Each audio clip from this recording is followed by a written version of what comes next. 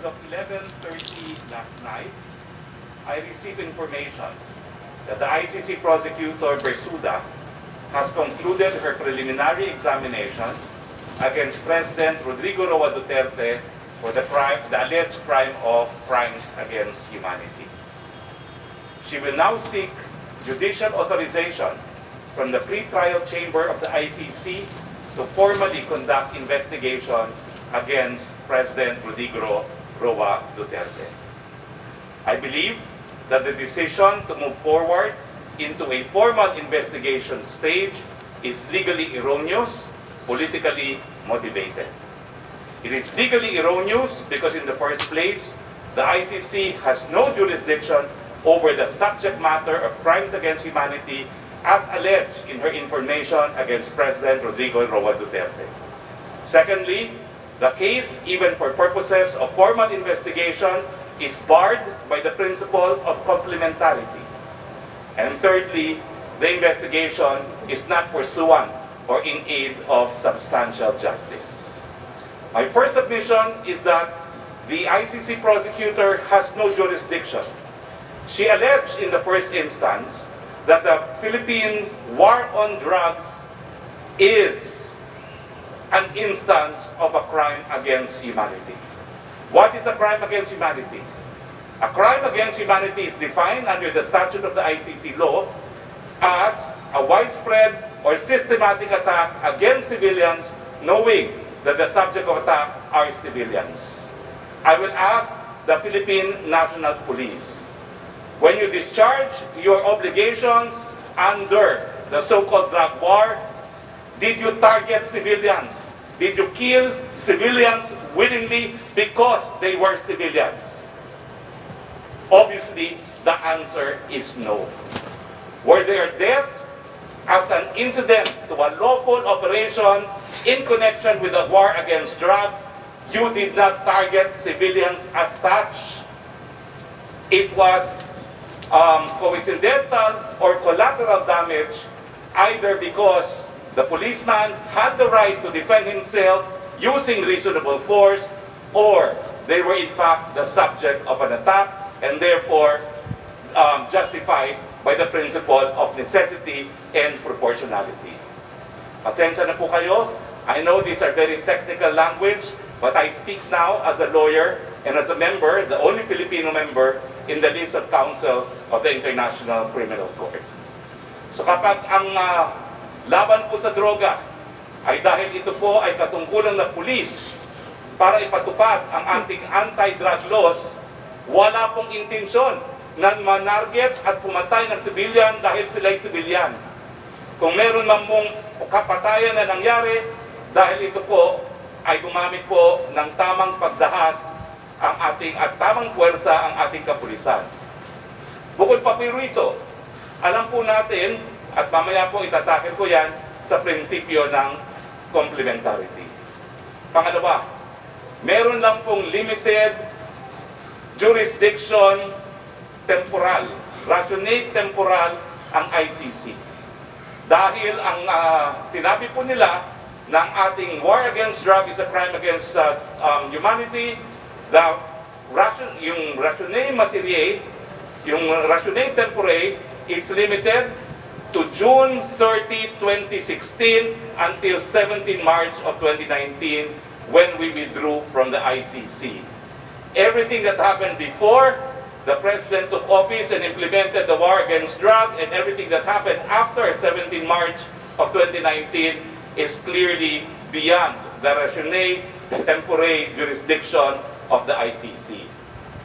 Pero mas importanteng objection po sa gagawing investigasyon ng ICC prosecutor ay dun sa prinsipyo ng complementarity, at tayo naman po bilang isang naging partido sa ICC, hindi po tayo sana sumapi sa ICC kung hindi dahil sa prinsipyong ito. Ang sinasabi po na yung prinsipyo ng complementarity, the ICC will not exercise jurisdiction unless the member state is unable or unwilling to prosecute. Kapag sinabi pong unable, ibig sabihin walang estado, walang hukuman, walang pulis na gumagana. It is a failed state. Ang unwilling po is when you have legislation according impunity to an individual. Wala po tayong ganyan sa Pilipinas dahil in the first place, lahat po ng presidente matapos ang kanilang termino, hindi po lahat. Dalawang presidente matapos ang kanilang termino, nakulong. Ito po si Presidente Estrada at Presidente Gloria Macapagal Arroyo. At ang pinaka-importanting punto na dapat maintindihan ng lahat ay dahil gumagana po ang mga institusyon natin dito sa Pilipinas. Meron po tayong independyente, impartial at kompetenteng mga hukuman. Meron po tayong mga piskalya na naglilitis po ng mga patayan dahil nga po dito sa drug war. Kung naalala nyo ang kaso ni Kian, na-convict po ng murder yung mga pulis na pumatay kay Kian. At ngayon nga po, diniklara po ng ating Secretary of Justice at ng ating PNP Chief, at bibigay ko po mamaya ang floor kay PNP Chief, na lahat po ng kaso kung saan merong namatay in the course of a police operation ay iimbestigahan. Hindi po natin kinakailangan ang mga dayuhan na mag-imbestiga ng patayan dahil sa drug war, dahil gumagana po ang sistemang legal sa Pilipinas, merong mga piskal at merong mga hukumang naglilitis at nagparusa na. At mula nga pong naging PNP Chief, si Chief Eleazar, hindi lang po 62 cases ang binigay niya sa DOJ, sinabi po niya, all 6,000 cases ibibigay niya sa DOJ for conduct of investigation.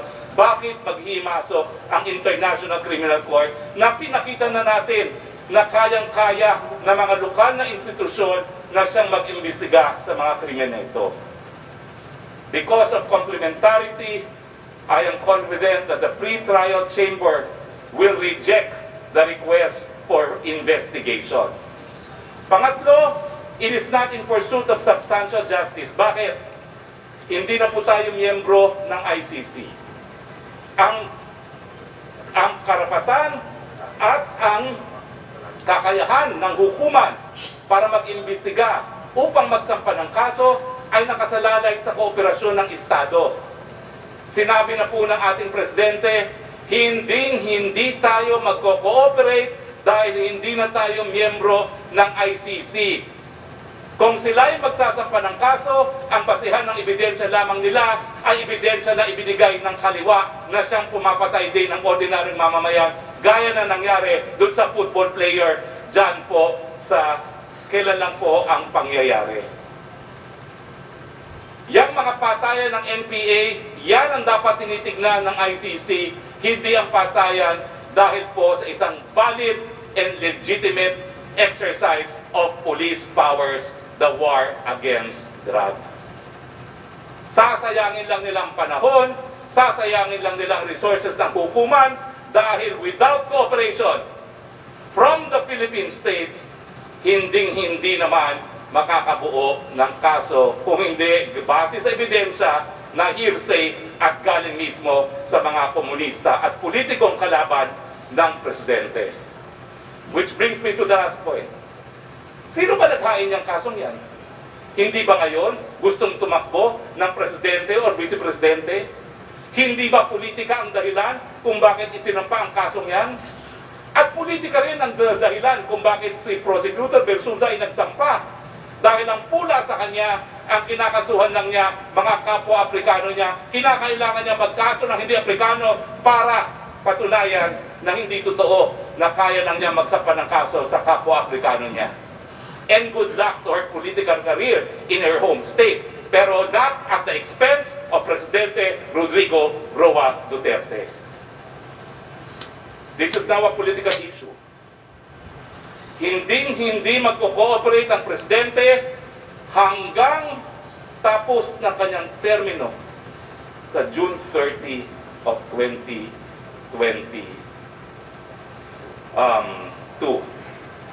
Hindi po natin alam kung ano nung magiging polisiya after 2022.